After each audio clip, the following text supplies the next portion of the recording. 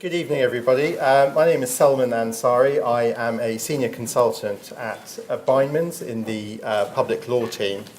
And we at Bindmans are really delighted to be holding this engagement for the 12th year. This is a collaboration between ourselves and UCL, and we're very grateful to UCL for co-hosting this with us and having this event yet again.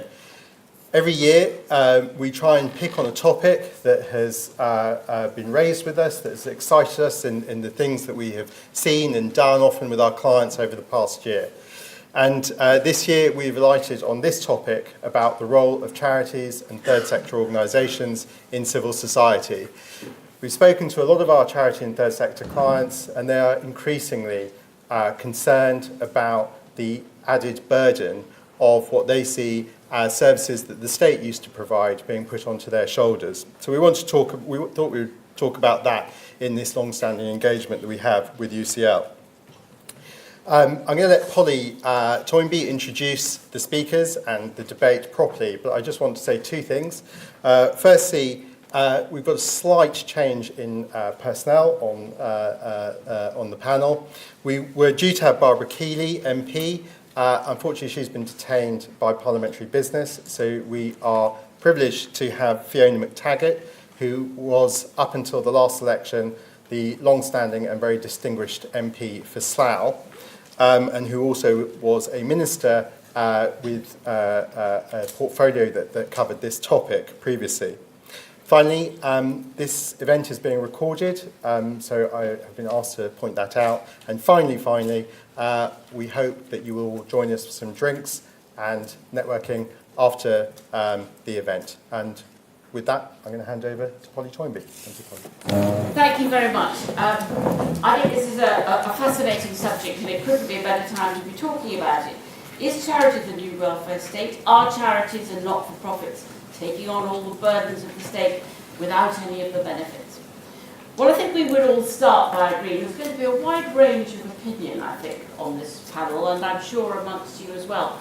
But I think we would all start by agreeing that charities are a huge good and a vital lifeblood of any decent society. I think one of the most shocking things about the fall of the wall and the end of the Soviet Union and that year was to find there was no civil society, there was nothing. There was nobody at all, and when the state sort of collapsed, apart from the sort of Reaganites moving in and marketising everything, there was no safety net of any kind, there was no tradition of any kind of citizens helping each other through any sort of charitable enterprise. It had been wiped out because the idea of charity itself was thought to be anti-state. And so I suppose we'll be discussing to some extent the balance between what should the state do, what should charities do, where does the burden fall, and I don't suppose anybody will take an absolutist view that it should all be one or the other. He will probably oblige, actually, come to think of it.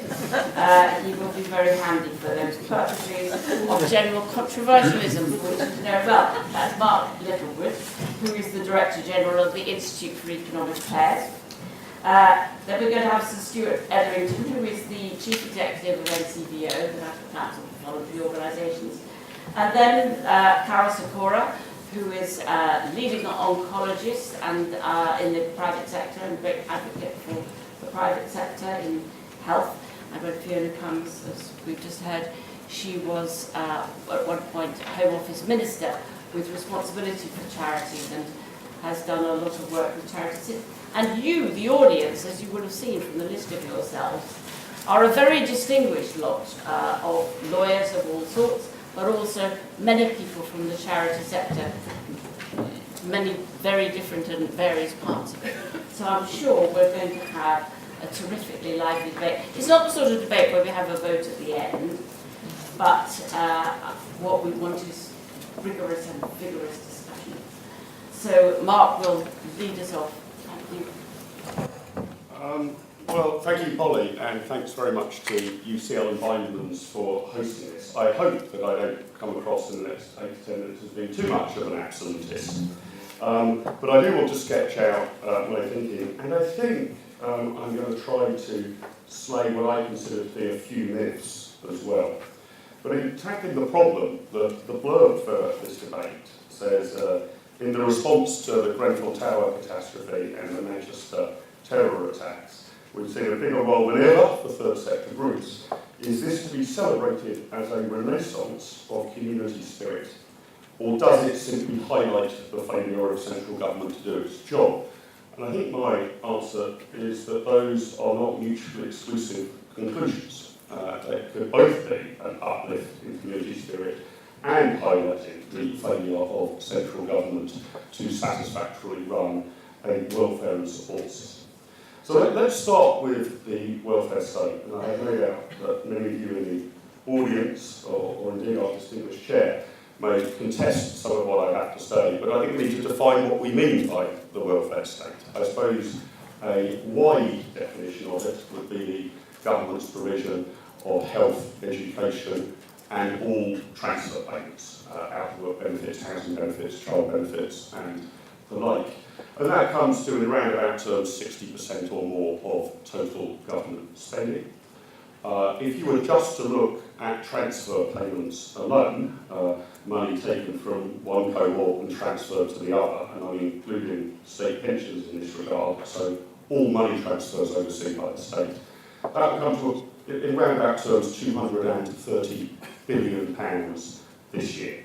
Or if you were to divide that onto a per household basis, the bill or the handouts or the turnover comes to around about £10,000 for every household in Britain.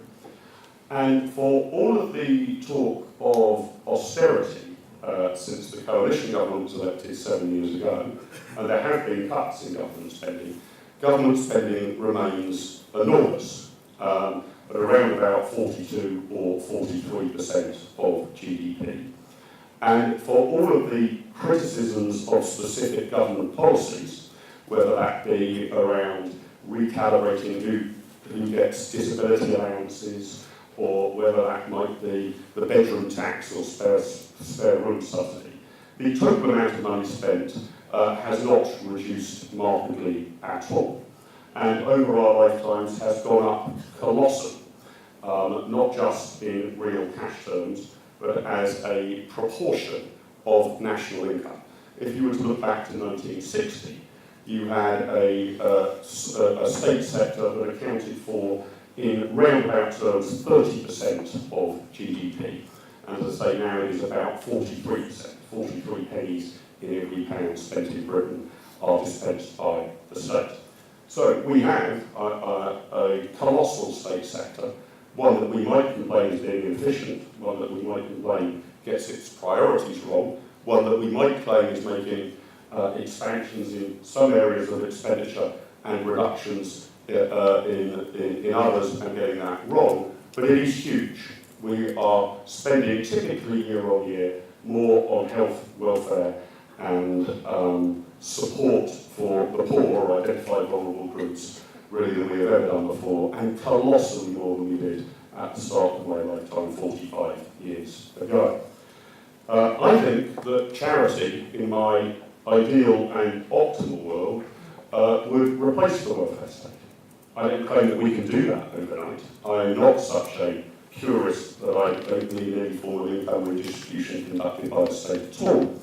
But I actually think the mark of a civilised society would be one, if we could get there eventually, and I accept it is something of a utopian vision, in which the welfare state was unnecessary, either because we have found such economic growth and opportunity that poverty had been colossally reduced, and or because people were voluntarily and philanthropically stepping up to the plate.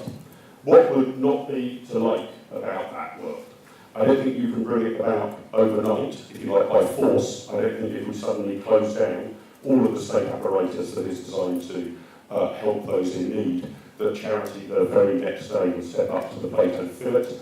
But in my vision for what I would like the United Kingdom to be like in, say, 50 years' time, it would be that. It would be a colossally bigger charitable sector and a much smaller welfare state. And my reasoning for that, whatever you think the overall state welfare bill should be, is that the government, central government, run by politicians of either hue, are hugely inefficient at delivering money to the points of greatest need. Centralised plans designed in Whitehall, however well intentioned, are very often a long way away from being optimally efficient. And in my view, civil society work on the ground gets an awful lot closer to that. So I favour, whether you believe that there should be a greater role for charity and a lesser role for the state, I certainly favour great localisation of the way that we provide welfare. And if I could just use the controversy over the spare room subsidy or the bedroom tax as an example. Let's assume, for the sake of argument, that the policy is well intentioned, that the aim of the government has been to use the housing stock of the United Kingdom more efficiently than it is presently being used, and to encourage people to downsize if they are reliant on state support for the size of the house they are in. That does seem to be the intention of the policy. But to have a one-size-fits-all policy rolled out from Whitehall and imposed across the nation strikes me as extremely stupid and inflexible. The housing stock is radically different in different parts of the United Kingdom. In some areas of the country, it's extremely difficult to downsize. There aren't any one-bedroom or two-bedroom flats to move people into. The housing stock is particularly large. So I would favour localised solutions. They could be potentially done by the state, but I think they're not very well done by the central state, and are emphatically much better done by charity. So I would like to see the charitable sector given every encouragement to begin to crowd out the welfare state, not the other way round.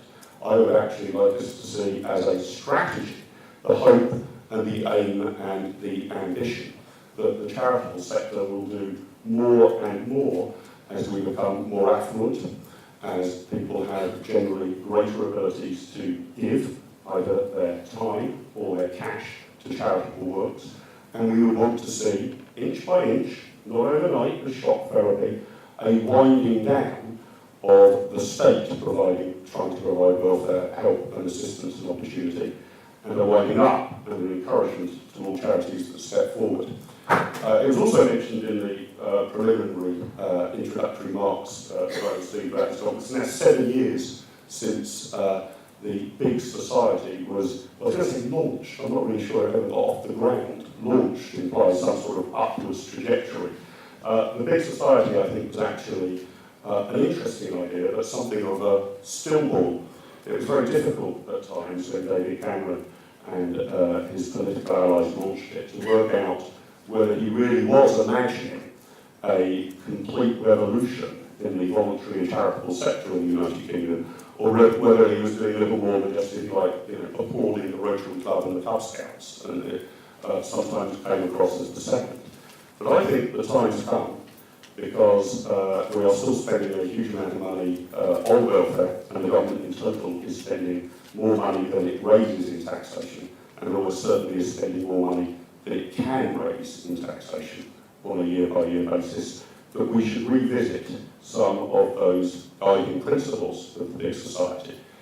We should strive to embrace a regulatory and tax framework that will make it easier for charities to do the work on the ground efficiently that the state does badly and inefficiently now. Thanks very much for your time.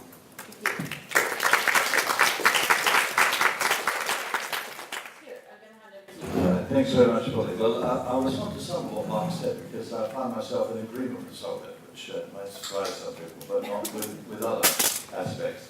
I think it's probably important to put it in perspective. What is the scale of voluntary sector activity at the moment compared to the scale of state activity? And there's quite a big disparity between the two. The sector now turns over just over £45 billion, and it employs about 600,000 people. But that's across quite a range of activities.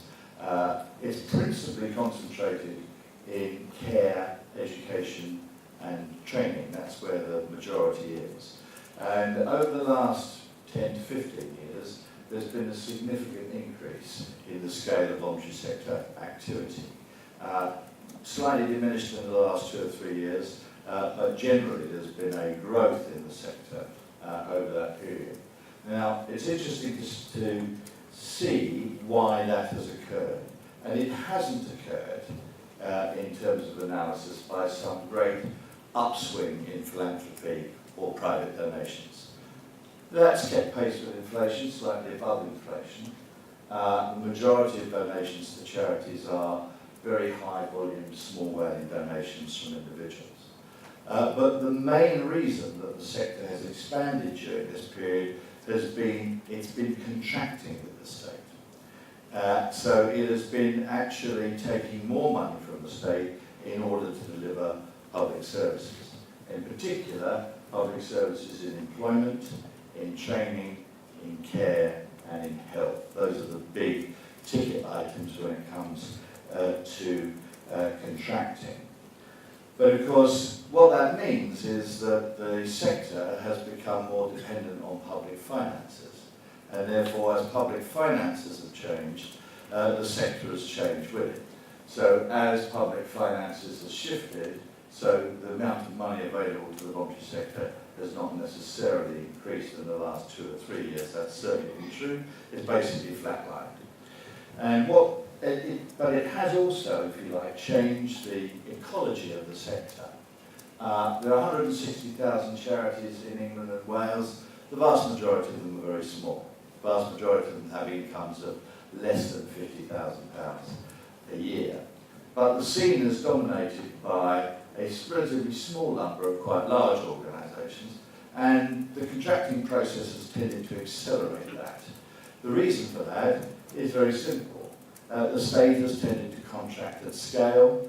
Only a very small number of organisations can contract at that level of scale, and therefore only a very small number of organisations have benefited. So the big have got bigger, the small have sort of carried on, and the people in the middle ground have actually found it very difficult to contract for services. This, I think, has been particularly true for 2 reasons. One is in employment policy, where contracting has become a very, very large-scale activity, where the private sector has tended to be more effective at securing prime contracts, and voluntary organisations have subcontracted to those prime contractors. So that's been a push. The other thing is that a vast majority of social care funding, which is the other main spend in the voluntary sector, has been through local government. And local government has been particularly affected by changes in public spending patterns and change over the last few years. So that's had a direct effect on the local voluntary sector. So the picture that I'm painting is of a sector where philanthropy hasn't grown significantly. What has driven the changes in the voluntary sector has principally been its relationship with the state rather than something independent of the state. So it has a sort of odd symbiotic relationship with the state. Just some thoughts really on the advantages that the voluntary sector has in the delivery of public services or the delivery of services, which Mark has sort of touched on really, but I just wanted to reinforce that. But I also want to talk about what the sector cannot do. And you may think this is not important, but some people would consider it to be very important, and the sector can't do this. What it can do, and some of these have already been commented on, is it offers a lot of variety, it offers a lot of flexibility, it tends to be much more localised, it tends to be much more engaging with communities, it's able to tailor support much more than large public bureaucracies. It's able, I think, to empower people individually and also to change the pattern of the way in which services are provided. So the word I don't particularly like, but co-production. The idea that the users of service and the providers of service are intimately engaged in defining the way that that service will be provided. It also, I think, it engages volunteers. There are 20 million people in the United Kingdom engaged in some form of volunteering activity, one way or another. And here I think the balance is changing. It's far more volunteering in health and care than there used to be. Perhaps one of the biggest areas of growth of volunteering has been in library services. In fact, the only reason that some library services still exist is that people have come forward voluntarily to run them. So there's been a shift there, but overall levels of volunteering don't really change that much. It's about 60% of people engaged in some form of formal volunteering. It peaks, but it peaks when there are large sporting events available. So the next time you have a Commonwealth or Olympic Games, you will find games makers coming forward. I think the number was 5 times more people wanted to be games makers than there are actually vacancies available for people to become games makers. But the experience of these events, and they're normally sporting events, is that you can't sustain the increase. So people come forward because of the specific event. They don't then continue to volunteer. The other thing that I think is worth noting is the relationship between voluntary action and, I suppose, broadly advocacy. That the experience of providing the services that charities do gives them the information that they need in order to articulate the needs of a particular constituency. And this is a very common combination. But of course, what people don't realise when they talk about the welfare state is that Beveridge didn't write one report, he wrote 2 reports. The famous report is the one that we all know about, which created the welfare state, but subsequently, shortly afterwards, he wrote a report called Voluntary Action, where he was saying that voluntary action would continue to be an important part of the fabric. In fact, just to quote you from Voluntary Action, he said, "The vigour and abundance of voluntary action outside one's own home, individually and in association with other citizens, are the distinguishing marks of a fair society. They have been outstanding features of British life, and of course I would argue that they remain so." So the benefits, if you like, the disadvantages are, and this might be important to some, not to others, is that the sector is not about equity. It is not about treating people equally.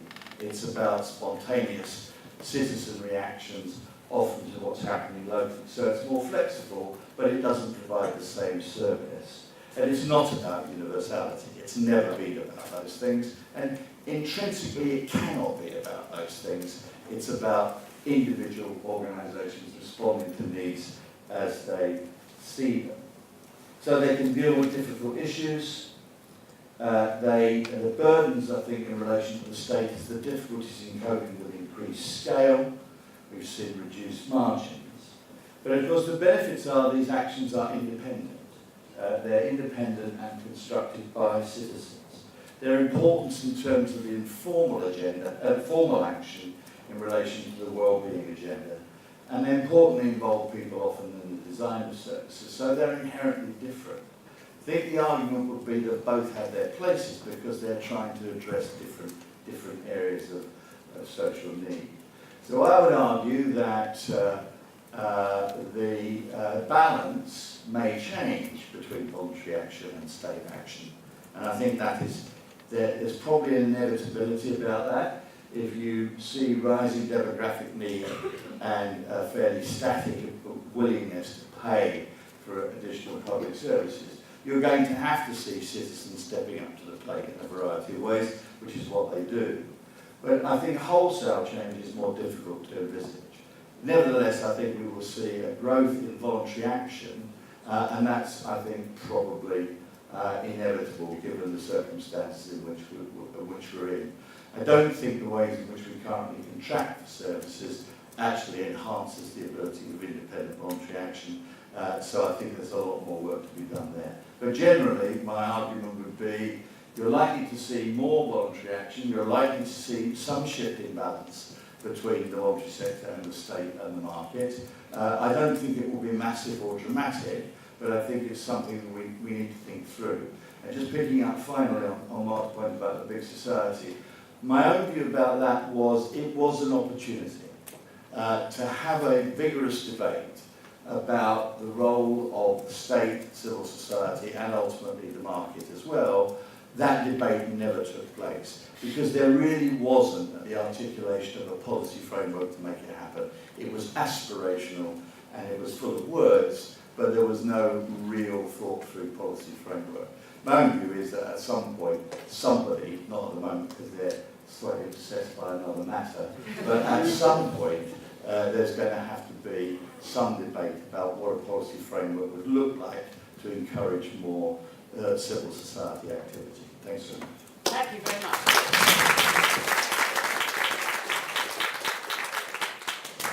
Now, Councillor Cora. Well, thanks very much for the invitation. I mean, why do people give money to anybody else? Why do you do it? You've all given to charity. You must be if you come to something. I've done it. I've given to people. Why do I do it? What makes that decision? And do you do it formally, make the decision, or do you do it illogically? Someone's standing in the street with a can, and it's cold and it's wet, and you're giving the money really to them. You don't care what the charity is, because you admire them for standing in front of you. Charity is essentially an illogical evolutionary business. Governments, and therefore taxes, are all about the words we've heard, universality and solidarity. And that is society trying to deal with a safety net of all sorts, whether it's health, whether it's education, whether it's malnutrition for people. If you actually think about how you pay for anything, there are really only three ways. One is by tax, where you get something from the government. The second is by insurance. You write off your car, you have an insurance policy, and you get it paid for. You can have health insurance, we have it, government health insurance, private health insurance. It's all essentially the same financial model. And then, of course, the fourth thing is you can pay with cash or you can get it given to you. And that's the only four ways you can pay: cash, taxation, insurance, or charity. So I come from a health background, obviously, and so that's the only thing I know about. Is health charity logical? Well, the answer is no. It's from the heart, just like that. If you're illogical about health charity, what would you actually give to save the most lives tomorrow? Do you think it's cancer? Do you think it's heart disease? Is it dementia? None of these things. Every year, nearly 1 million children under 10 die from diarrheal disease. It costs $10 to treat a single episode, but the treatment's not available in the places the children are dying. Patients, the relatives haven't got the education. That would be, in a logical world, the prime place for all medical charities. Once you've solved the problem, sanitation, cleaner water, and treatment with salt solutions, not IV drips, not fancy intensive care units, then you can begin to look at other ways you could improve the healthcare of the world. But that's not how we're going. And I think nowhere is health, nowhere other than health, is taxation, especially in Britain with the NHS, so confused with charity. So I've done it myself at Hammersmith. We raised £8 million to build a new cancer centre, which opened 15 years ago. It's still there and functioning very nicely. Was that right to do that? Surely the government should have provided it. You try asking for £8 million for the NHS from the government. It just wasn't available. So the only way to do it was to do the fundraise. Was that logical? Of course not. People didn't give in a logical basis. They gave it emotionally because they wanted to see an improvement in the conditions of an old workhouse with the roof leaking. We had a Conservative MP have a bucket beside him when he was an inpatient in there. What about things like scam appeals? Lots of hospitals around the country, I'm sure you've had tins thrust in your face by hospital wanting to collect money for a CT scanner. Surely, in an NHS system, that should come from the government. It should come from the taxation system, if it's needed. If it's not needed, then why collect from charity? And that's the fundamental problem. It's collected because it sounds good to the public in a locale to have their own CT scanner. And then we start looking at all sorts of illogical things. There's a hospital, cancer centre in North West London, that collected money for what's called a cyberknife. It's a very expensive form of delivering radiotherapy. It costs over £1 million, has advantages in certain circumstances for a relatively small percentage of patients. The hospital couldn't afford to use it once it had been collected, and it was only used for private patients that paid for it. This is completely illogical. It's very sad for the donors to that sort of project that there's no long-term strategy in there. And then the most recent thing we've got is crowdfunding for high-cost interventions in patients, and that really is a minefield. And you know, in cancer, my specialty, there are certain drugs that are now over £100,000 a year to give. In fact, there's one that's nearly £500,000 a year to give to patients. And it's sort of unaffordable on the whole by the NHS. And we have an organisation called NICE that tries to make a logical assessment. But people are not logical. We're all human beings. If you or someone you care for has a life-threatening disease, you want to get treated, especially if you know there's a treatment available. And that's where crowdfunding has come in. And is changing the way in which people work. It's also connected with information availability. When I started in medicine, we didn't tell people if they had cancer, but they had the disease. So obviously, you have the information on Google, the way in which you interact with your doctors, the way in which you interact with those that are paying for your healthcare is very different than in the past. So we live in a changing world. The only constancy around this is change. And the changes in technology, just imagine 20 years ago, and what I've got in my pocket, just a smartphone. I use about 10% of the function of this phone. My kids use a bit more, and probably their kids are going to use about 80%, but by then they'll have it implanted in their brains. It's pretty frightening. And they'll be texting and doing all the other things you young people can do out there, directly. So technology is changing, and it brings with us different deliveries. Deliveroo, Uber, all these things are based not on changing a car that drives you around London, but changing the way in which you call the car and the way in which you pay for that car. So just as in consumerism, charities are changing too. They have to keep up with it. But the last point I'd like to make is the biggest change that's going on is in society. And that's where charities are likely to change over the next 10, 20 years. They're not going to be the same as they are now. They're not going to be comfortable little canals. The bureaucracy is running a charity, despite Stuart's intervention, helpful intervention to many of the small charities, is going to get so expensive that it's unlikely there'll be 150,000 small charities in 20 years' time. So how is society changing? Well, just a few things, and this is my opinion. All of you will have your own opinion about the change of society. I think we're getting more selfish. I think people care less about others. Family structures are much less strong than they were because of divorce, mobility. I've got 3 kids, 2 of them are abroad, working abroad at the moment. If I get ill with cancer, they can't rush back and look after me. There's absolutely no way they can do that. Society is totally changing. I think the other thing about society that's changing is the role of women in society. Totally different now than when I was a medical student. Women work. And when Granny gets ill, they can't stop working to go look after Granny. And we are an aging society. So again, some provision has to be made for that change. And that will continue into the future.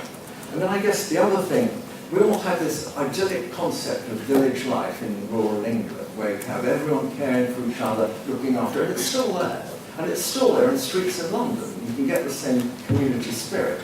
But unfortunately, it's changing, and it's not as strong as it was. Many of the picturesque villages in the Cotswold are filled with software engineers working from home and travelling around the country, going abroad and so on. So very different, and that will continue that change.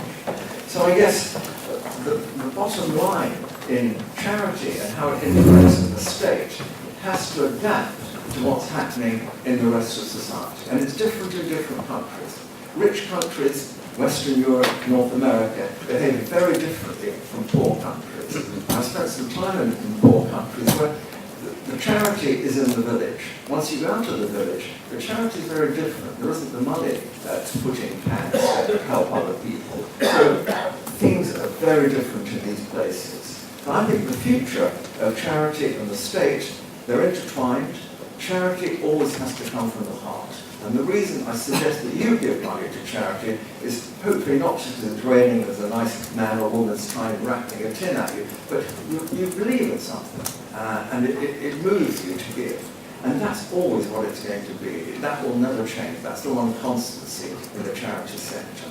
And I think what governments have to do is provide the universality, the solidarity, and to incorporate in a useful, planned way charity to harness that willingness to help that's really part of modern existence. Thank you.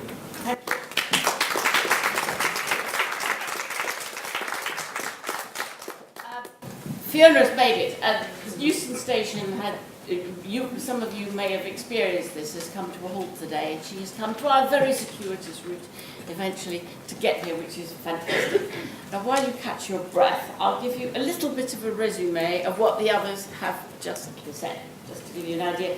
And as you might expect, we heard first of all from Mark Littlewood, whose idea of utopia is the fading away of the state and that philanthropy will take over all welfare functions. Fair? A reasonable summary. Reasonable summary. Then we heard from Stuart Etherington, who talked a lot about the current state of the charitable sector. Obviously, he's a strong advocate for it, but he does point out it's the things it can't do. The things it can't do are equity or universality. It works by spasm and enthusiasm, and particular people doing things in particular places at particular times may be absolutely admirable, but you still need the state if you want universality and equity in your delivery. Carol Sikora has just said, I think that'll stir people up a bit. He said he thinks people are more selfish, are less inclined to give than before, and I'd be interested to hear what all of you think about that. He also pointed, which is interesting, it always puzzles me, to his own field of medicine, where there is a very peculiar charitable relationship between the NHS and people who collect money for CT scanners or for cyber knives. And so, shouldn't that be something that the NHS is doing anyway? What are we doing collecting money to add on to what the NHS does? It's a confusion there. My view is that people on the whole give to medical things of that sort in a slightly different charitable spirit, i.e. they might need it themselves, which is not quite the same as if you're giving, as you were suggesting, to, children suffering for dying in poor countries just for lack of basic sanitation. So that's what we've had so far. Fiona, as we said before, was a Home Office minister with responsibility for charity and responsibility for passing of charity laws, and a great expert in the subject. And so we leave it to you. I'm very sorry that I wasn't here. I was in Birmingham today, and getting back from Birmingham was almost impossible. It involved actually a very charitable sharing of a taxi between a number of us who had got abandoned at Leamington Spa. Anyway, you don't need to know those details. I think Carol's probably right about one thing, which is that we are less generous than we used to be. And I feel partly guilty for that, because I thought that in the 2006 Charities Act, we would actually be able to make a more giving society. That by having clarity about what constituted a charitable purpose, making things like human right be able to be a charitable purpose for the first time, that a charity had to provide public benefit, that it couldn't be just, a private arrangement for you and your chums, might actually help to generate more generosity in people. But in fact, the truth is that charitable giving has stagnated. Despite tax breaks like the arrangements whereby the charity can claim back tax contributions that you've made, which was introduced by Gordon Brown. I have to say, in that budget where he made that tax change, I was the only member of Parliament who noticed. He was very grumpy. It was the biggest giveaway in the whole budget. Anyway, we actually are giving less, and I think we should worry about that. Charitable giving, we've got richer, our assets have increased enormously, and yet the percentage of households who give fell by 5% between 1978 and 2010. And the biggest decrease in giving is amongst younger people. And so that makes one worry about the future of charities. The monthly household giving is about £14 a month, exactly the same as it was 10 years ago. Now, I understand that austerity has squeezed people's incomes, but an awful lot of people have got an awful lot of big assets that they didn't used to have, and yet they're not being charitable with those assets. And I think that's a big challenge. Why do I think that that's happened? I think part of it is that we haven't actually put energy into promoting the concept of giving. I think part of it is the decline in religion. Every religion makes giving part of their gig, whether it's zakat or whether it's alms or tithing or whatever. I think those things have contributed to it, but I actually think there's another thing which has contributed to it. And the first time I noticed it, it was described by Darcus Howe, who some of you might know or remember, who was an African Caribbean activist in London, and he was complaining about Ken Livingstone, and he said, "You nationalised us," and by which he meant that the activism of the black communities had been kind of incorporated by the GLC and by the GLC's giving, and he didn't like it. He felt that the kind of enterprise which was part of the community organisations which he had helped to build and create had been incorporated into the way the GLC operated, and he didn't like it. And I think he was right, and I think what's happened since then is actually a much worse kind of incorporation, as it were. I think the way in which the state has commissioned charities to do its job has actually taken some of the soul out of charities. And what charities have done, in order to compete with the likes of Circle and all those very clever big corporations who have massive bidding operations and so on, lots of charities have actually bid for contracts at less than cost price. And so they lose money on providing state services. Now, there have been some great examples who've done it differently. Victor Adeboali at Turning Point said, actually, that's not what a charity should do. I will make Turning Point into a community enterprise, and we will make sure that we bid cost price on every contract that we go for. But not a lot of charities still fall for this, and because charities are small, they actually can't compete with the big infrastructure of those big organisations who want to provide local services in order to increase their capacity and their profits. And I think that we need to stop and think about this, because I think that that is part of the reasons why people don't give. Because they think, I pay taxes for that stuff. So why do I have to give to subsidise taxes? I would like a fairer tax system and not have to dig into my pocket to give to the kind of charities who do this kind of thing. And I therefore think that the whole enterprise of making charities do statutory jobs has actually diminished the power of charities enormously. Yesterday, I was at a meeting with a government minister to talk about the work of a charity that I chair. It's, the charity is called Commonweal, and the work that we've done was a 10-year project called Reunite. We're an action learning charity. We test out housing solutions to social injustices. And we thought we were testing out a way to help women leaving prison look after their own children. So we provided housing and support for women offenders who came out of prison to be reunited with their children. Because before then, when a woman leaves prison, she's just on her own. Her children are being looked after by someone else while she's in prison. She can't get family housing because she doesn't have a family with her. So she's not entitled. But she can't get a family with her because she hasn't got family housing. And so we fixed that roundabout. But actually what we wanted to go and say to the minister is we shouldn't need Reunite. We shouldn't need this project. Because what we learned over 10 years of providing the project is that to put a primary caregiver in prison punishes her children. And it punishes her children really seriously, with serious consequences for the rest of society.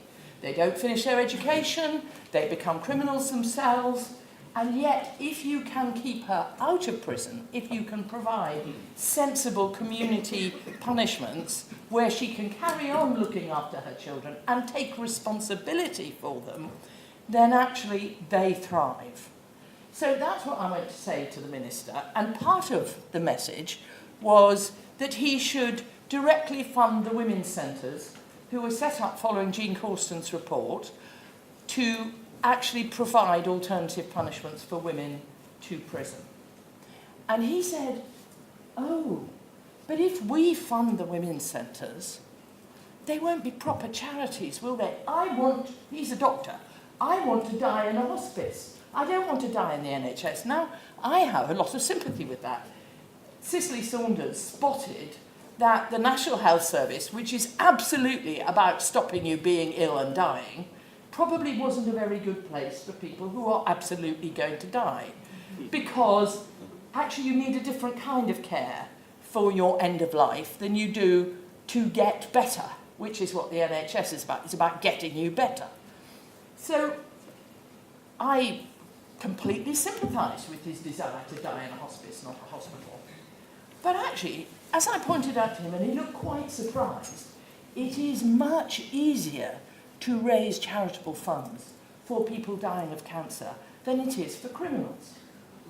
And, you know, your lovely fluffy desire that some of the ethos of women's centres might be diminished with a bit of state funding is foolish, because there isn't a way that they can rattle tins. Excuse me, give us a donation for a crim.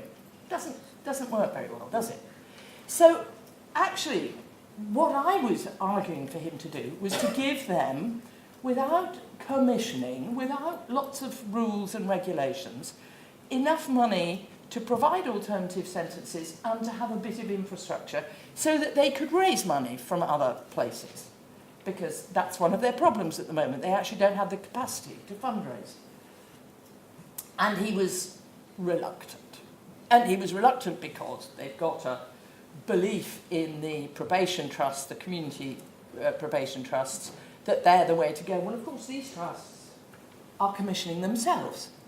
So the women's centres are in conflict with them.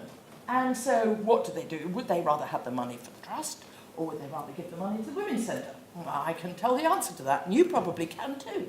And so they tend to commission their own, not all of them, I'm generalising here, it isn't universally true, but they tend to commission themselves to provide these services rather than the women's centres to do so. So I suppose what I think is that the state is stupid sometimes when it tries to turn charities into arms of the state. The state can do some things brilliantly. None of us are going to be made bankrupt by health bills. And yet in America, it's the largest source of bankruptcy. We can do things as a state which are utterly marvellous and completely wonderful and fair, because that's one of the things about the accountability of the state. We can make sure that it's fair. And it's quite hard to do that with charities, but charities can invent things. Charities can see beyond the normal. They can realise that you need a different way of caring for people who are going to die. They can work out that, actually, rather than carrying on with a charitable project housing women and their children, it's much better not to let women go into prison in the first place. And so I think that the state has to be the holder of the ring. The state has to be the fundamental provider, but should work in partnership, not nationalising charitable effort, but should actually be the partners of charities, so that the state, for example, makes sure that the local youth club can use the pitches in the parks without, actually grabbing lots of money out of every kid who wants to come along to youth activities. That's part of the partnership.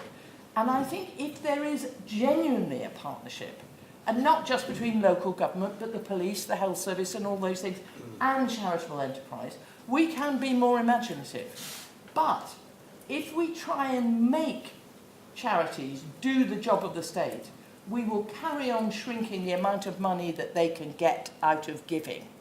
And that would be a true disaster. Thank you.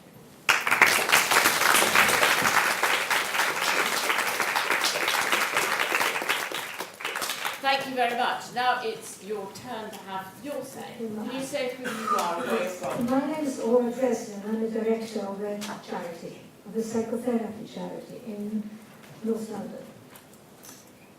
And I wanted to start by saying that I liked very much the way you thought about it, Karen, and the way you continued, Fiona. And I think that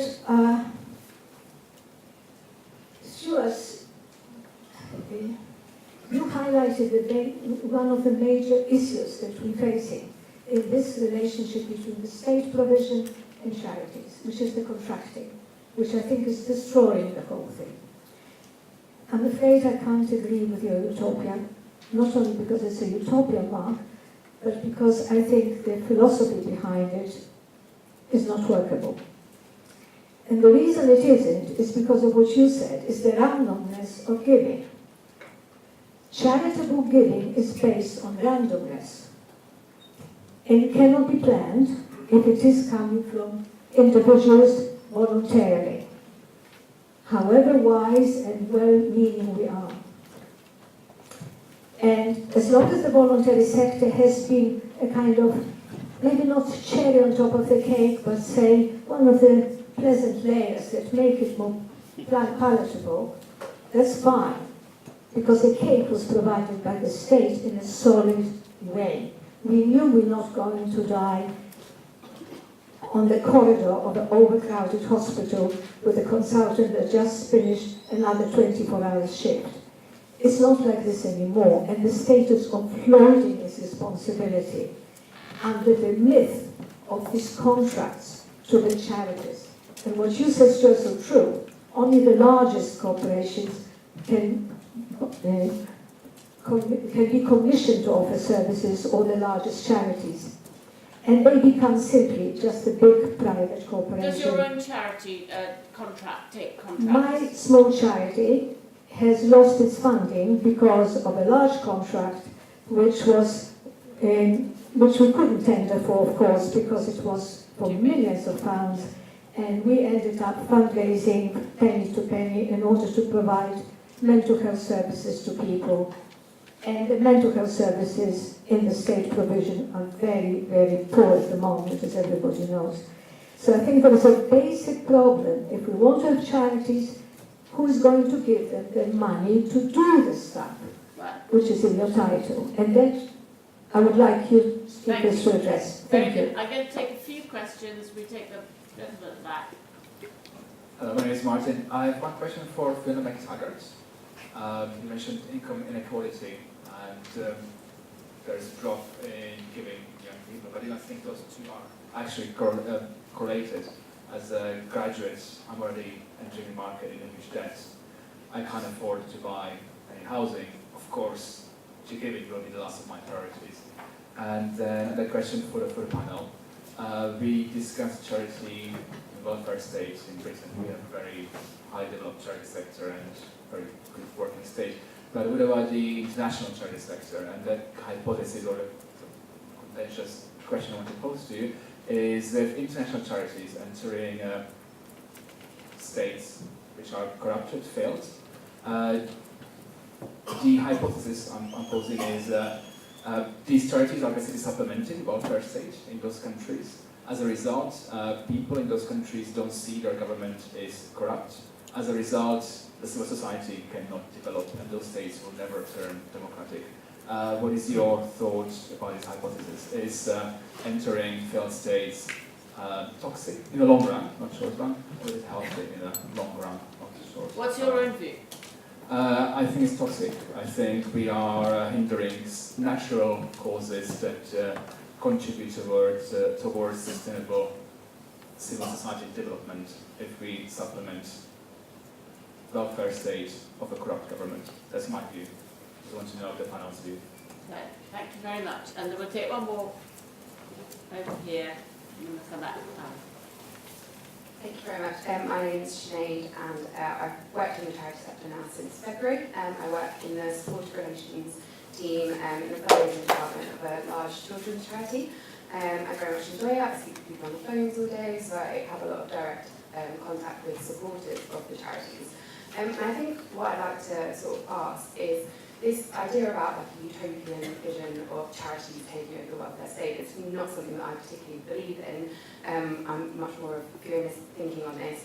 However, I think what I've seen since working there is people expect a lot from the charity sector now in terms of how much they're contacted, how much they're asked for money, how much the charity sector contacts them and what that contact is about. I hear lots of words every day of harassment and stop sending me things and things like that. And I think that's actually a result of people, the charity sector taking on a lot more work from the state and people having to hold someone accountable. So where's this money going? Where does my £1 go? How much of my £1 goes directly on the services? And I think what I want to ask is how do we go around this? Lots of papers all the time, front covers of charities harassing little ladies in their houses, and it's very difficult. People don't want to give as much. So how do we get around that issue of that kind of thing? A lack of trust. Hang on a minute. Yes. And the lack of trust, do you think, is partly because people think that they're working for the state anyway, or is the money an add-on to what the state's already providing? Yeah, I think it's the services they're providing, and therefore, if a charity is providing a service, how much of that money, that people are more interested in the account, like what the charities are spending their money on and who they can hold accountable for when they give money to a charity and it doesn't go to the right place. And is that reasonable or unreasonable? I think it's very reasonable to hold people to account for benefit money and expect it to go on one thing, but it doesn't necessarily come on one thing. Not that that happens in my charity, but yeah. Let's come back. Stuart, pick up. I don't feel you've got to answer them all. Whatever you want to. I'm just going to pick up two. I'm not really qualified to talk about the issue about corrupt overseas governments and the relationship between that and charities. I'll pick up two. Briefly, sorry. First about young people. It's interesting. I think you're absolutely accurate that there are too many demands on the income of younger people given where they are in terms of debt. However, an interesting fact about volunteering, as distinct from the giving of money, is that the data shows us that in recent years, the significant increase that's taken place, statistically significant, is amongst young people engaging in volunteering activity. In a different way, often in micro-volunteering, they can't give up a whole Tuesday, but they can do pockets of time. And I think there's a lot of hope in the fact that younger people are involved in social action in a different way. And I think that's undeniably true. In terms of the utopian vision, I think there are about 3 or 4 different narratives of the sector, and historically they go up and down. So you had a small state narrative, which was pre-welfare state, and some have argued that we should return to a small state narrative, and in the expectation that charitable endeavour will increase significantly. There's a partnership narrative, which I think Fiona was alluding to, which was very much, I think, where the Blair-Brown government was in terms of forming partnerships with voluntary organisations. That tended to deteriorate into what I would call a transactional narrative, which was much more about contracting with people to do things rather than working in partnership with them. My view is that we need to think about a slightly different narrative, which is a slightly more reinforced independence narrative, which is how can we encourage greater levels of independence within voluntary organisations, endowments, asset transfers, etc., to make them more robust in their relationship with other sectors. They're relatively weak actors. But what I'll just focus on is your fundraising and trust question. I can bore for England about fundraising. I did a review.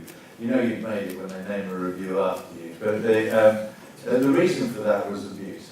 There were people who I think were, some charities were engaged in basically activities which I don't think were ethical. And they sort of stumbled into that, and it needed to be redressed. And I think I would say this, wouldn't I? I think the results of that review have led to a more robust self-regulatory structure. It was important that the sector was seen to be able to address this issue itself, rather than to depend on the state to regulate its activities. So I think that's been reasonably successful. Now, I hasten not to use the words GDPR in this context, but that will have a big impact on fundraising. And I think the answer to your question is... Go on, you must spell out the acronym. All right, I can't remember. General... Data protection regulation, which is about basically consent.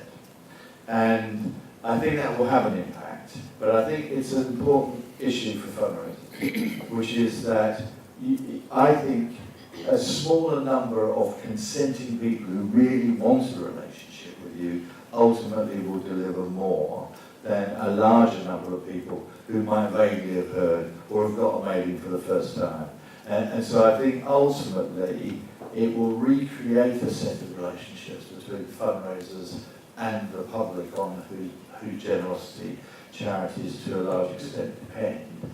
And that, I think, that's the most optimistic view of what will happen. But I think the whole thrust of what I did with the review of fundraising that the government asked me to do was to think about ways in which trust and confidence could be restored into a market which was generally where trust and confidence was ebbing away. Have you got a recent opinion polling that says how people are feeling about charity? Yeah, there are trust barometers which run, and those trust barometers were going down pretty steadily in the wake of the Oldingfoot case and one or two other issues. It was principally around fundraising. It was, some people argue it was about campaigning. There was never any evidence for that. And in fact, last public, they had an expectation that charities will campaign on issues. But the issue was about fundraising practices principally. That was damaging trust. It was reported by the media, so some people argue that it was magnified. But actually, this was a good piece of investigative journalism. And there was a case to answer. Since the review, and since I think the robustness of the self-regulatory structure, the trust indicators have begun to recover. Now, whether it was just that, whether it's something else, it's difficult to say, but it's clearly the case that public trust and confidence in charities, which was high, was ebbing a little, has been restored to its previous level. Carol, do you want to pick up, you're welcome to pick up anything that anybody said at the panel beforehand, or any of the questions. It's very interesting. I think one thing I picked up is the lack of faith in modern society. I think we're getting more selfish, and partly because we're losing our faith. The only data I've got for that is a Daily Telegraph article that looked at the number of communicants in the church, the different branches of the church. The Catholics, of which I'm one, did well because we're indoctrinated at the age of 6 to do well and keep going over but the others did badly. But seriously, I think that is one problem, and that will continue. If you just look around the country, the churches are empty and they're converted into pubs and bars and things like that. The second issue is, can a charity make a big impact on the system? So I've been in NHS myself for 38 years, and the biggest impact has not come from a research charity, it's not come from anything, any major breakthroughs in cancer, it's actually come from the hospice movement we've already heard mentioned. Beginning in the mid-60s in South London and Sydenham, when I started as a student, there was nothing. I was a student across the road, and there was nothing. If you were dying in a hospital ward, in an acute surgical or medical ward, you were treated like a leper. No one wanted to speak to you, no one knew what to do. As a young doctor, I used to give old-fashioned drugs like pethidine, completely inappropriate. And then the hospice movement started, all charitably funded, and that changed the whole mindset. And now, Britain leads the world in the quality of end-of-life and palliative care. And that was the injection of a relatively small amount of money from outside, but not just the money, a whole system's approach to dealing with dying patients as an important consumer of healthcare, rather than someone you just want to get out of the way, draw the squeeze and forget about it. So that's been a major change. And I think that's what we've got to try and look for in the future in some of the newer charities that are coming. The hospice movement is a very good example because it was a beacon of a new idea, of a gap where nobody had thought about something that was plainly needed. But what it couldn't provide was a universal hospice service. In the end, only the state, from following that beacon, could provide palliative care teams, could take up the work, but in the end, if you wanted everybody to have access to it, only the state could do that. And there's still a lot of tension between the funders of the NHS, the CCGs, and hospices around the country. They've changed their model. It's mainly at home care with a hospice to back up for urgent deterioration of patients. But there is a lot of funding tension out there, and that's continuing. And it's the nature of the state versus the charity. The state wants to rely on the charity and have a limited budget. The charity says, well, you should be funding this quite rightly. Now that's where the tension lies. I also have to add a point of information. In my role as Vice President of the Humanist Association, I have to say there is no evidence that people with faith give more or less than people with no faith. So the idea that, I'm afraid statistically, selfishness is or generosity Maybe the Catholics is do. evenly spread amongst believers and non-believers alike. Mark, do you want to take up? Let me pick up a few of these strands. The first one which came up with the first lady's question, but also Stuart touched on, was and Fiona did as well, is big government kind of polluting the charitable sector? I would say I'm relatively relaxed. I'm probably agnostic, but I'm relatively relaxed about governments subcontracting to charities. I think part of this is a market discovery process. If an innovative entrepreneurial charity discovers a really good way to help with, the rehabilitation of offenders or getting youngsters off drugs or whatever it might be because they're on the ground and experimenting, it seems to me that you could then have the rather more cumbersome, slow, ponderous state actually learning from that enterprise on the ground and wanting to make that a roll out of its program. But I would say this, that I think it's not the only reason, but a part of the reason is how centralised the UK government is. In terms of tax and spending, we are easily the most centralised country in the OECD. Virtually all tax and spending decisions of any meaningful import are taken in Whitehall. And I would much rather see government, whatever level of government spending would be retained, even in my utopia, localised. Rather than arguing about, let's not argue so much about what the level of government spending should be, but I would much rather see that controlled at a local level.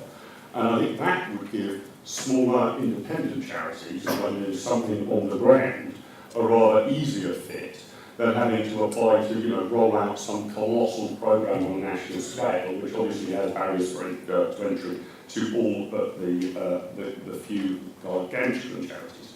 I will tackle the question of failed states. Often the same argument actually comes up about international development aid from government, not just charitable work.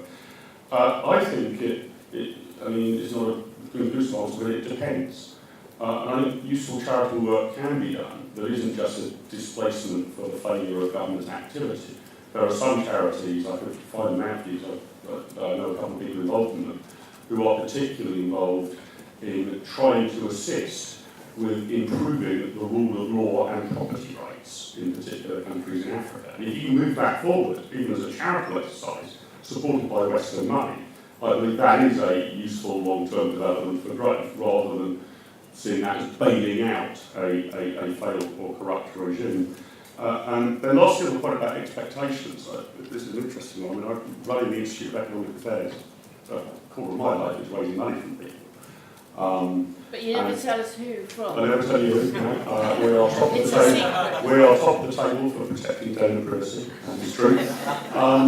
But I think I'm probably conscious of the same. It's obviously different raising money for a research and policy institute than it is running money for a children's charity. There are probably more differences and similarities. But I would say this as a donor myself, probably not to your charity, but a few years ago, I wanted to make, I don't know if you would think it was a modest or a substantial contribution, £2,000 donation to assist in the third world.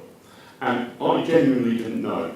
I didn't have a clue whether to give this to Oxfam, Plan International, Christian Aid. I had no idea who to give it to. And I investigated this quite thoroughly before handing my cheque over. I didn't want to just feel good about myself by writing a cheque for £2,000. I wanted to test which of these charities I was satisfied would spend the money the best way. In the same way, if I made a purchase for myself of £2,000, I would, think long and hard before, what model of car would I buy, or what new widescreen television set. So I think at those sort of levels, charities need to be priced for the same. So that I would guess, and that's not a colossal donation, but I mean that's a reasonable donation where it strikes me as reasonable to expect different charities to, if you like, compete and prove to me that my money will be put to best use. If I was only giving a fiver, I wouldn't expect any of your time on the telephone at all, right? That's a kind of random gift that wouldn't justify that. But if you're starting to give hundreds, thousands, perhaps tens of thousands, then I actually think it's good for the efficiency of the sector that the donor demands some form of proof of efficiency. Thank you. Fiona. Addressing the first question about mental health charities being squeezed of money, I was slightly shocked. One of the things that I read again while I was thinking on the train about this was a book that I would recommend to all of you called Our Common Good by my friend John Nixon, who really does try to dig into these issues. I was shocked at one of the statistics that he cited where he said that for mental health charities, economic development charities and training and employment charities, less than 1% of their income is in donations. And I was quite concerned about that because it means that tiny charities like yours are just being wiped out. Martin's point about isn't giving a product of the impoverishment of the younger generation. Well, one of the things that is worth noticing is that poorer people actually give a bigger proportion of their income than richer people. And I think that actually that's something that we should shame the rich with. One of the points that I was trying to make is that the number of trillionaires in Britain has gone up massively. And yet we don't see the new Peabodys, the new great philanthropists who are actually investing not just in giving to existing charities, but actually thinking, George Peabody, when he built all that housing, actually for the first time, one of the things that he did was think about what makes a neighbourhood, what makes a community, what does a housing scheme require. He used his real wealth to change the face of housing in London, and there are still lots of people who live in homes which are only there because of his philanthropy. And I am horrified that despite the immense asset richness of many people in this country, they remain very mean, actually. And I think we need to do something to make people more generous. Sinead was talking about how you get people to give, and I think trust is at the heart of this. And I don't know quite how we can improve it, but one of the things that I didn't say in my original introduction is that the government's attempt to silence charity has, I think, reduced trust in charities. So that we can remember Dominic Raab talking about charities sticking to the knitting, wasn't that his phrase? And the Lobbying Act. I have watched charities be frightened to use what they've learned to try to change government policy. Because the problem is, Mark, charities fail to teach government things because they've been banned from it by the Lobbying Act, number one. And number two, local authorities decide they know what they want and therefore write contracts which simply drive through the insights which charities can offer them. And that's the wrong way around. What we should be doing is giving them grants and letting them use their knowledge and actually lobby back at governments to say, this is what we've discovered. Sending women to prison is not just a waste of money. It is really punishing their children. And governments don't want to hear that. They just want to hear a nice little, I'll look after the women for you. I'm very glad you brought the lobbying bill up, because if somebody else hadn't, I was just about to. Can I ask you, before I ask more questions, Stuart, how much of a chilling effect, what do you think the effect has been? We've had an awful lot of elections recently. what's been the effect of charities not being allowed to campaign? Okay, there were two things, there were separate things. The first was an attempt to introduce gagging clauses into government contracts. That was defeated, and that was an attempt by the Cabinet Office to insert those clauses. Those clauses were not inserted. It was the only time in my long period at the NCVO where the NCVO was prepared to take government to judicial review. And that succeeded. The Lobbying Act, I think, is different in the sense that it relates to elections, as you rightly pointed out. I was, to be frank, surprised that the government rejected Lord Hodgson's recommendations. This is a well-established, intelligent, conservative peer who reviewed the Act over a very long period of time and made a series of linked but very sensible recommendations in relation to reforming the Lobbying Act. Now, I can understand that the government is somewhat preoccupied with a legislative programme that doesn't involve anything but one particular issue at the moment, but nevertheless, I expected them to indicate that they would seriously consider Lord Hodgson's recommendations when parliamentary time allowed. And they didn't. They rejected that out of hand. And I think we were very disappointed in that. And I think there are two effects. The real effects. What Robin Hodgson proposed was the insertion of intent into the situation, so that authority organisations have to intend to influence the outcome of elections. There has to be some restriction on what organisations, including charities, can and can't do during electoral periods, or what they can spend, because otherwise, you get super PACs and you get money being poured into a particular stance. But I think this has had an effect. There's a lack of clarity, and the Electoral Commission needs to be much clearer. The law needs to be much clearer on what is meant by reasonableness in relation to this. Because if you don't define that more clearly, charities will err on the side of caution, and that is what they're doing. No, there's been no test cases in relation to this. Charities will say, well, hang on a minute, we will err on the side of caution here. There are issues that we want to raise. It was true of the referendum. The referendum was an interesting example. The Charity Commission got their guidance wrong and had to withdraw their guidance in relation to the referendum because it was too punitive and had no basis, in my view, in law. Certainly the tone was wrong. What do we then find? That one of the Charity Commissions overseeing this had written an essay in support of Brexit. So there is a sort of very odd thing going on. The assumption that regulation is politically neutral, I think, is an assumption that we need to test. But I do think in relation to the Lobbying Act, there's a great need for this law to be changed, because until it's clearer, charities will err on the side of caution. They will wish to avoid being prosecuted and fined by the Electoral Commission. And that is what is creating this effect where people are less willing to come forward to express views about public policy issues of which they have experience. Thank you very much. Right. I've lived in both the United States and in Canada, two countries that take very different views of the role of the state in welfare. Both are far less centralized than the UK. But I hear all the same arguments. What should the state do? What should charities do? And what I'm hearing is, we can make this fine adjustment in this policy, or we can rewrite this law a little bit better. But the question I would ask the panel is, who in the world do you think does this well? And if you can't think of a country that does this well, perhaps this is as good as it, with some fine tuning, maybe this is as good as it gets. That's a good question.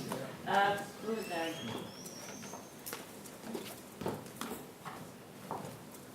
Hi, my name is Declan Rand. I work for a charity called Praxis, which actually gets some funding from Commonwealth, so thank you for that. I don't think Dominic Raab would want to be in the same room as me in a pair of machine needles anytime soon, I can tell you that. But, I think there's a huge blindness around the actual cost of what charities do. There's this assumption that somehow we do it for free, that we magically pull these resources out of nowhere with no costs, and we don't. There's a huge range of charities. There are people who do it just out of the sheer love of doing it. Some are faith communities where they have people living alongside them. There are other professionalised charities which have lots of other costs. But all of us have some costs, even the faith communities need costs for their buildings, to feed the people that they're looking after, all of these kind of things. And volunteers are often seen as the answer as well, but they're not free either. It takes time, it takes money to train and supervise volunteers. All these things cost.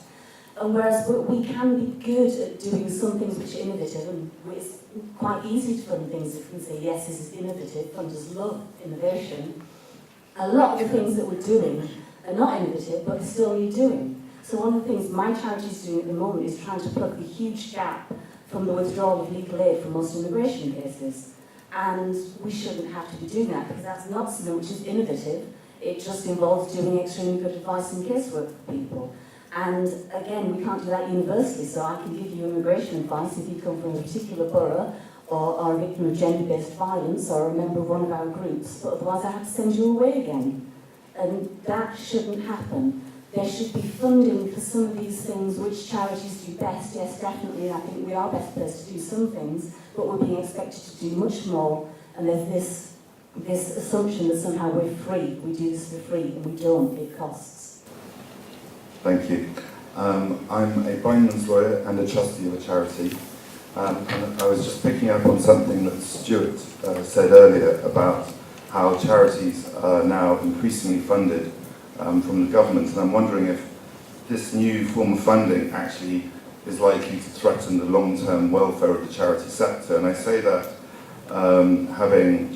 because I think there's three reasons that it might undermine the future of the charity sector. The first being the first person who asked a question this evening commented on how the tendering process has effectively killed her small charity.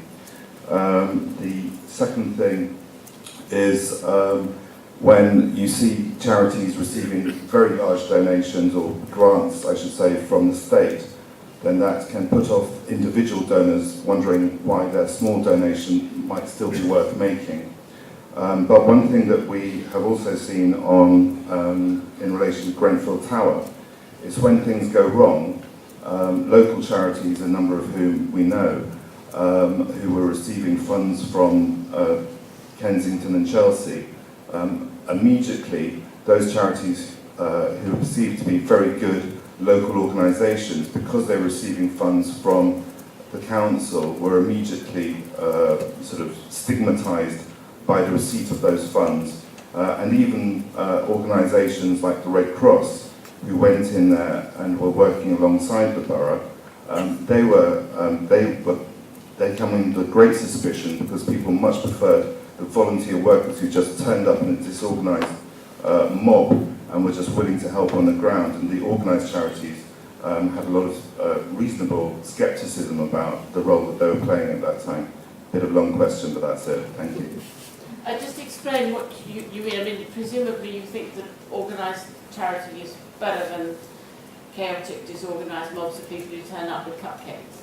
I do, but the issue is the association with, if you are essentially a charity and you're receiving, you're becoming a provider that's essentially financed by the state, then when things go wrong and you're tainted by that association, is that not going to undermine how people feel in the future about giving to charities? You said previously it was lots of individual donations.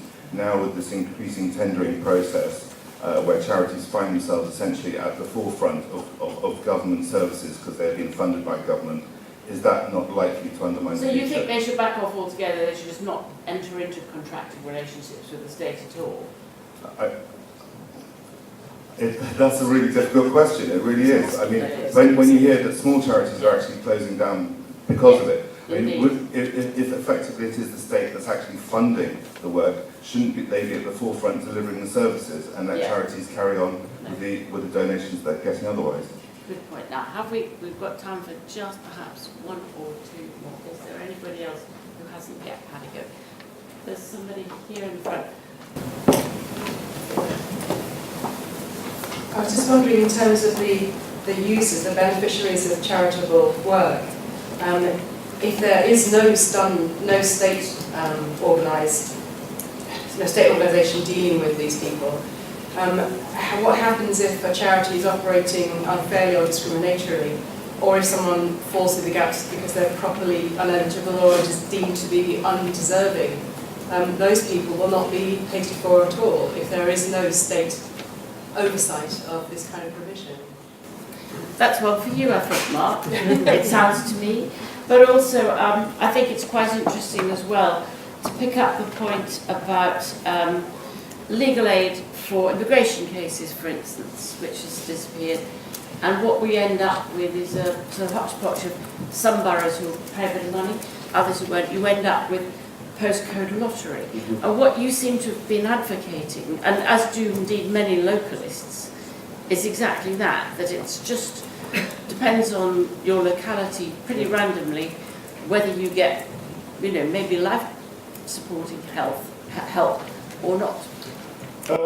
Yes, that's right. I think I do advocate that. It's a little different in the case of immigrants, right? Because that does seem to be a sort of literal lottery whether you happen to have turned up at, you know, Dover or Folkestone, and if the local support you can get from legal advice is radically different.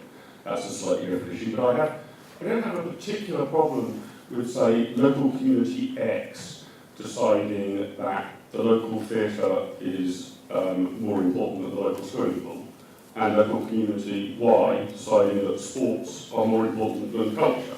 This will be a difference in what you experience as a resident in those different communities. One will have relatively better sports facilities, and one will have relatively better theatrical facilities. Or social care, or no social care. Well, for example, social care, I mean, you might decide, you know, what is the trade-off between social care and adult education? It doesn't trouble me per se if some areas of the country decide that they want to spend relatively more on X and relatively less on Y. There are real trade-offs here. I'm not advocating one particular balance or another, but it doesn't trouble me particularly if the city of Birmingham has different spending priorities to the city of Liverpool. That's not really a lottery. That would be determined by the election of the mayor or the city council or whatever.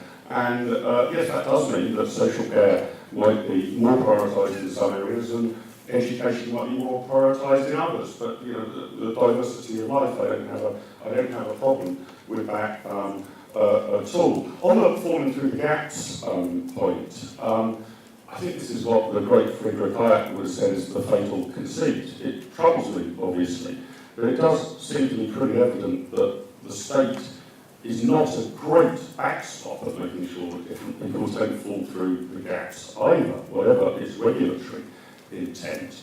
There are vast numbers of welfare cases that fall through the gaps. I don't just mean tragic cases. I mean, if you look at the failure to take up many means-tested benefits, for example. So even if there's an intent by the state to bring about universality, I'm not sure it always succeeds in that regard. And again, going back to my answer to Sinead, in giving to a charity myself, actually universality would be a pretty important feature of that. So going back to my decision about which aid charity I should give to, I wouldn't have given to a charity that said we only help heterosexuals, or we only help Catholics, or we only help Muslims, or we only help boys, or we only help girls. I would have been absolutely adamant that I wanted the help to be universal. This stigmatisation and contagion point, I think, is really interesting. And I don't have an answer to it, other than to say it might be horses for courses. I think I'm right, somebody will correct me if this is an urban myth, that the Lifeboat Association, the RNLI, was wholly privately funded, then started to take state grants, and sort of saw their reputation fall away as a consequence, that people were therefore not donating at the pub bar or buying raffle tickets, and decided therefore to segue back out of that and be able to make the honest claim, we do not receive a penny from government. And that was a kind of market positioning, reputational branding point. And it seems to me that that's what individual charities in the sector need to think about. I can well imagine there might be one charity whose comparative advantage and specialisation is being able to use a government grant with great efficiency in its local area, far better than the government bureaucracy would spend the money. They will probably struggle a bit more then to raise voluntary donations. Others, like the Lifeboat Association, might wish to organise their reputation in a different way. Polly, you mentioned that we don't reveal our list of donors. At my institute, we don't. But one of my great selling points is I'm able to say to everybody completely honestly, we don't take any penny from the government. We do not get government grants. And in the same way that the Lifeboat Association say that. So I think that's horses for courses, and charities should think about their risks and reputation just like any other commercial enterprise would. And that doesn't mean there's a one-size-fits-all solution. It will be different for each. I thought this question of who does it well is really interesting. And I was interested in what you said, Polly. I'm not religious at all about the lack of evidence for theists not giving more than atheists. That's fascinating. I couldn't say who does philanthropy the best in terms of efficiency, but I think it's at least interesting that philanthropic giving in the USA is hugely greater than it is in the United Kingdom. I think across virtually every sector, you know, if you consider political donations, like between multi-millionaires, you know, middle-class people will give $100 or two to a candidate in an election. This would be considered extremely weird in the United Kingdom, or very statistically unusual to make such a donation. And similarly for... And not charitable. And not charitable. So is it American culture?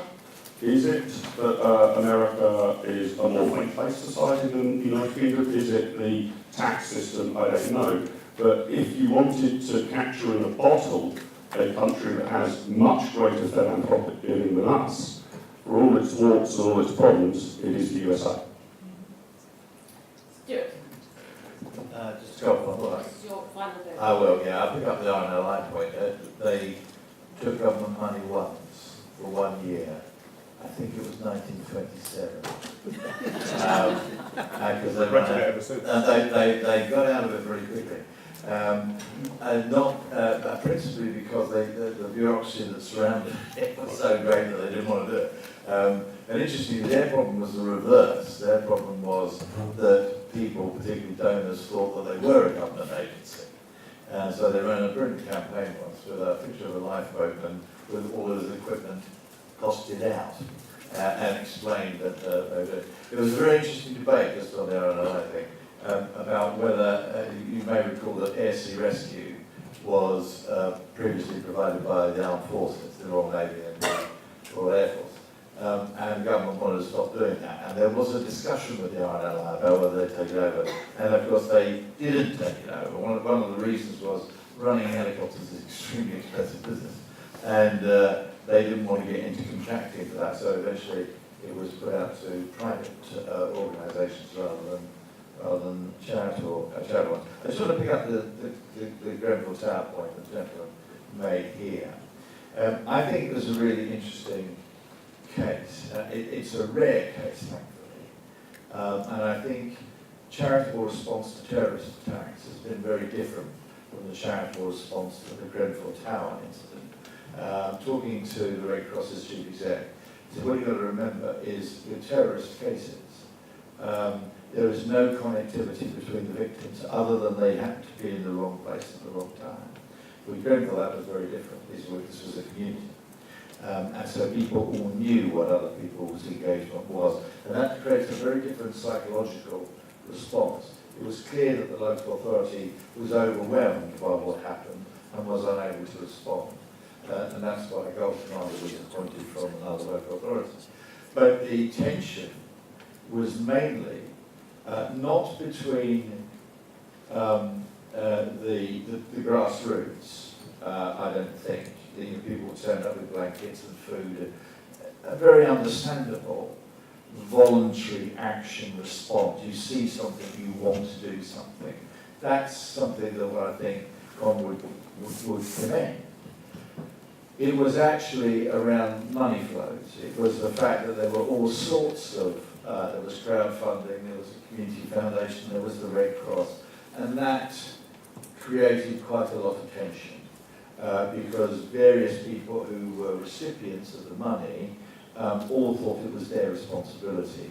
And ultimately, it's an interesting discussion about the role of the state and the role of regulation. Ultimately, the state, in the form of government, and particularly the regulator, had to draw those people together to give the solution. So sometimes civil society is a chaotic response, and sometimes that needs to be orchestrated, particularly, I think, in circumstances such as we saw in the tragedy in West London. Thanks. Karen. I think you've got spot on. It's as good as it gets, and it reflects the rest of society.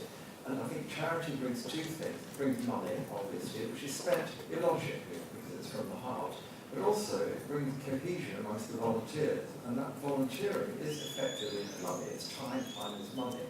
And I don't do very much. I'm Santa Claus on a steam train, because I like steam trains, and it's great fun. I only do it for 4 days, for a weekend before Christmas. I know I'm the wrong bill, don't worry.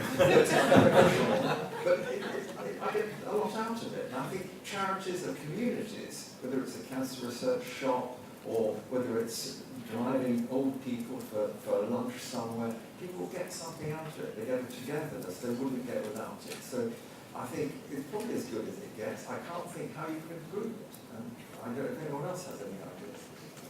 That's very encouraging. Fiona. Well, I didn't think I would agree with Mark about anything, but I do actually agree with him about the way in which in the USA they do generate the idea of charitable giving being something to be proud of and to aspire to. And I don't think that we celebrate those who give anything like enough in the UK. I think if there is an example where things are done better, I think actually in Northern Ireland we've done it quite well. And one of the reasons for that is the role that charities played during the peace process. That actually there were very community-based charities who helped some of the reaching across between communities, which broke down some of the barriers which were huge, physical, emotional, cultural, and so on.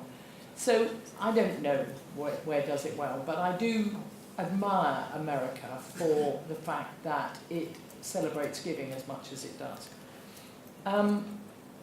The Sister from Praxis is absolutely right that one of the things that charities do is they do things which aren't innovative but actually have got to be done. And one of the things that I don't think we celebrate anything like enough is the role of charities in giving advice.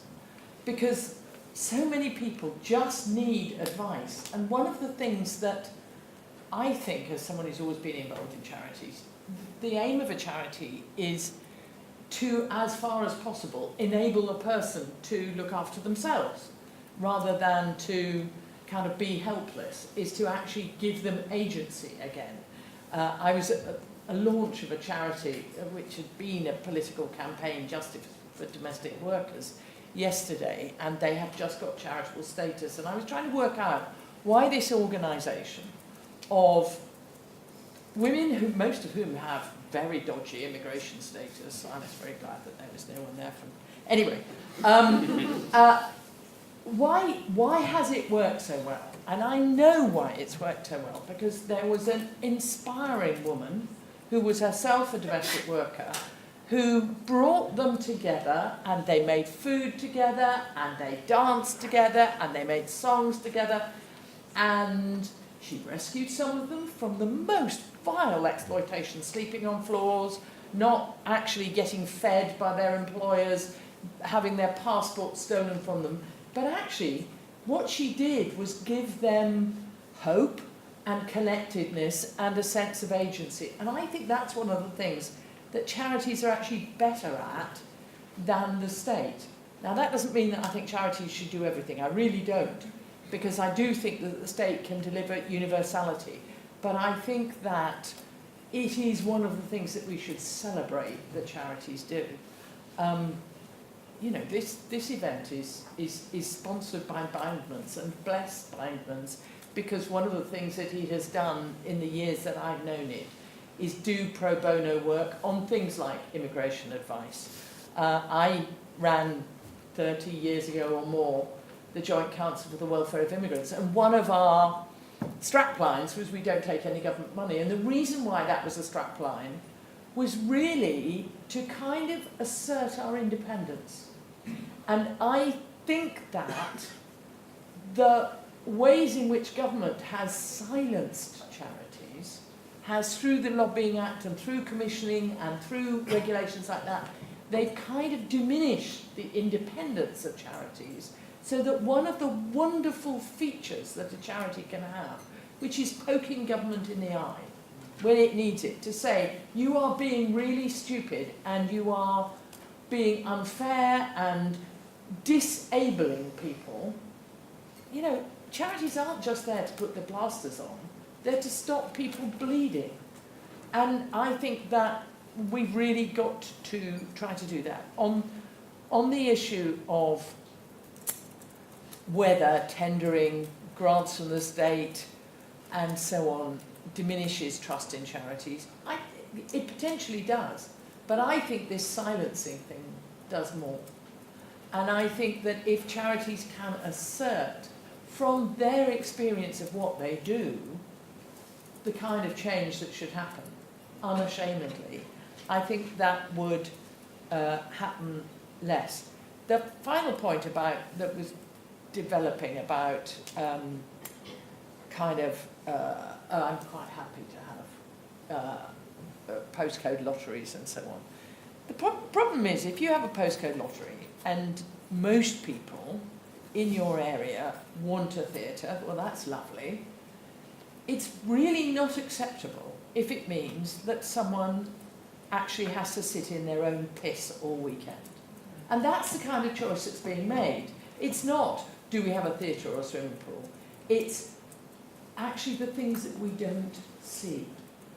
And that's one of the important roles of the state, is actually really being accountable for the hidden stuff, to try to say that we do not believe in a civilised society people should sit in their own piss every weekend. And let me tell you, today there are people who are doing exactly that because they can't afford the products that will mean that they can stay dry, because there might not be a district nurse, because all of those things mean that they don't happen. And it's really unacceptable to say, oh, well, there's a charity that deals with old ladies, frankly, because the state has to say there is a minimum standard that we are not prepared in a civilised society to allow anyone to fall beneath. Thank you very much.